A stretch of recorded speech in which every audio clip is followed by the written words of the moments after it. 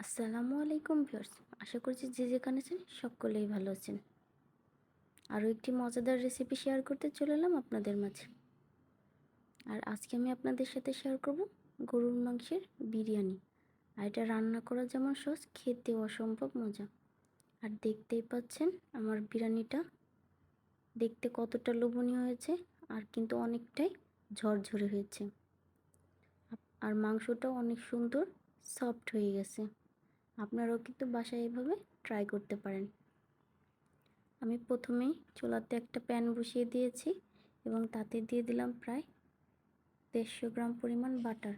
আর আজকের পুরো রান্নাটাই আমি বাটার দিয়ে করব। এখানে আমি সল্টেড বাটার ব্যবহার করেছি। আপনারা চাইলে কিন্তু এখানে রেগুলার রান্নার তেলও ব্যবহার করতে পারেন। আমার কাছে বাটার ছিল তাই আমি বাটারটাই ব্যবহার করছি। বাটারটাকে আমি জাল করে গলিয়ে নিচ্ছি। আর এইভাবে বাটার দিয়ে রান্না করলেও কিন্তু বিরিয়ানিটা খেতে কিন্তু অসম্ভব মজা হয়। আর তেল দিয়ে রান্না করলেও কিন্তু খেতে অনেক টেস্টি হয়। আপনারা কিন্তু তেল দিয়েও রান্না করতে পারবেন বাটার যদি না থাকে। বাটারটা গলে গেছে, এখন আমি এতে মশলা দিয়ে দিব। আমি এখানে নিয়ে নিয়েছি গরম মশলা 4 টুকরা, তেজপাতা 2টা, লং 3টি এবং এলাচ নিয়েছি 4-5টি। সবগুলো আমি তেলের ভিতরে দিয়ে দিলাম। এটাকে আমি একটু নেড়ে চেড়ে এতে দিয়ে দিব পেঁয়াজ কুচি। আমি এখানে প্রায় 1 কাপ পরিমাণ পেঁয়াজ কুচি দিয়ে দিলাম। দিয়ে এটাকে হালকা ভেজে নেব। এটা কিন্তু একদম আমি মচমচে করে ভেজে নেব না। আমার পেঁয়াজটা কিন্তু প্রায় ব্রাউন কালার হয়ে গেছে। এখন আমি এতে দিয়ে দিচ্ছি রসুন বাটা 1 টেবিল চামচ, আদা বাটা 1 টেবিল চামচ দিয়ে আমি এটাকে ভালো মতো নেড়ে চেড়ে মিশিয়ে নিচ্ছি। দিয়ে দিচ্ছি স্বাদ অনুযায়ী লবণ। আসলে লবণটা যার যার পছন্দ অনুযায়ী ব্যবহার করবেন। আর দিয়ে দিচ্ছি 1 চা চামচ পরিমাণ মরিচের গুঁড়া। দিয়ে আমি মশলাটাকে একটু ভালো মতো কষিয়ে নিচ্ছি। এরপর যে আমি সামান্য পরিমাণ পানিও ব্যবহার করছি। আর এভাবে বিরিয়ানি রান্না করলে কিন্তু খেতে অসম্ভব মজা হয়। মশলাটা ভালো মতো নেড়ে চেড়ে 2-1 মিনিট কষিয়ে নিতে হবে। এরপর যে আমি দিয়ে দিচ্ছি 1 চা চামচ বাদাম বাটা। এখানে আপনারা যে কোনো বাদাম ব্যবহার করতে পারেন, কাজু বাদাম, কাঠবাদাম, আপনাদের হাতের কাছে যেটা থাকে আপনারা সেটাই কিন্তু এখানে ব্যবহার করতে পারবেন। আমি এখানে কাজু বাদাম দিয়ে দিয়েছি 1 চা চামচ পরিমাণ। আবার আমি সামান্য পরিমাণ পানি দিয়ে মশলাটাকে কষিয়ে নিচ্ছি। এখানে আমি দিয়ে দিচ্ছি 1/3 কাপ পরিমাণ টক দই।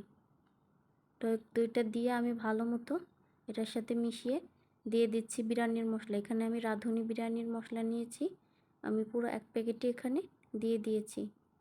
আর আজকে আমি রান্না করব 1 কেজি গরুর মাংসের বিরিয়ানি। এখানে আমি হাড়সহ 1 কেজি গরুর মাংস নিয়ে নিয়েছি। আর আমি এগুলোকে একটু ছোট পিস করে কেটে নিয়েছি।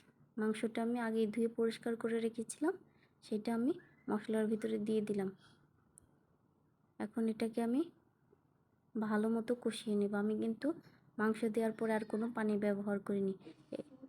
এটা মাংস থেকে যে পানি উঠেছে ওই পানিতে আমি ভালো মতো মাংসটাকে কষিয়ে নেব। মাংসটা কিন্তু অনেকটাই কষানো হয়ে গেছে এবং তেলটা উপরে উঠেছে। এরপর যে আমি সামান্য পানি দিয়ে ঢাকনা দিয়ে এটাকে ঢেকে দিয়েছি। অন্য সাইডে আমি একটি কড়াইতে আবারও 150 গ্রাম পরিমাণ সল্টেড বাটার দিয়ে দিলাম। এখানে কিন্তু আপনারা রান্নার তেলও ব্যবহার করতে পারেন। আর এইভাবে বাটার দিয়ে বিরিয়ানিটা রান্না করলে কিন্তু খেতে অসম্ভব টেস্টি হয়। আপনারা কিন্তু ট্রাই করলেই বুঝতে পারবেন। আর বাটারটাও কিন্তু সুন্দর মতো গলে গেছে। এখন আমি 2টা এলাচ এর ভেতরে দিয়ে দিলাম। এখন আমি দিয়ে দেব 1/3 কাপ পেঁয়াজ কুচি। পেঁয়াজ কুচিটা দিয়ে আমি এটাকে ভালো মতো ভেজে নেব।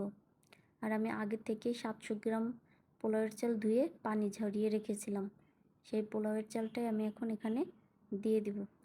আর আপনারা কিন্তু অবশ্যই পানিটা সুন্দর করে ঝরিয়ে নেবেন, তাহলে কিন্তু এটা ভাজলে অনেক সুন্দর হয়। এখন আমি এটাকে ভেজে নিচ্ছি। আর 3-4 মিনিট সময় নিয়ে আমি এটাকে কিন্তু ভেজে নেব, যতক্ষণ না ঝনঝন আওয়াজ হয়। এটাকে আমি 3-4 মিনিট সুন্দর করে ভালো মতো ভেজে নেব, যাতে বিরিয়ানিটা অনেক বেশি ঝরঝরে হয়।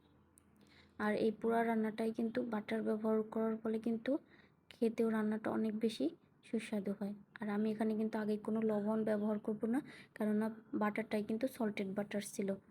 তা আমি এখানে কোনো লবণ আগেই ব্যবহার করছি না। আমি এটাকে সুন্দর করে ভেজে তারপরে এতে দিয়ে দিব হাফ চা চামচ পরিমাণ লবণ।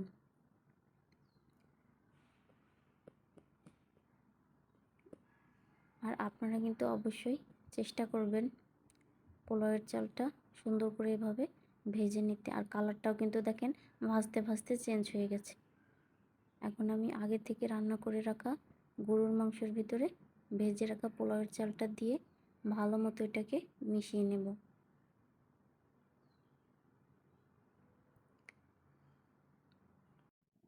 ভালো মতো মিশিয়ে আমি 2-3 মিনিট এটাকেও এভাবে মাংস এবং পোলাওয়ের চাল একসাথে ভেজে নেব। আর আপনারা কিন্তু অবশ্যই পোলাওয়ের চাল যখন দিবেন তখন কিন্তু যে পট বা যেটা দিয়ে আপনারা এটা মাপবেন তার ডাবল পানি দিয়ে দেবেন। আমি এখানে একটা পট দিয়ে মেপে নিয়েছি, সেই পটের 3 পট হয়েছে। 700 গ্রাম চাল পটের 3 পট হয়েছিল, আমি তার ডাবল 6 পট পানি এখানে দিয়ে দিয়েছি। এখানে কিন্তু আমি গরম পানি ব্যবহার করেছি।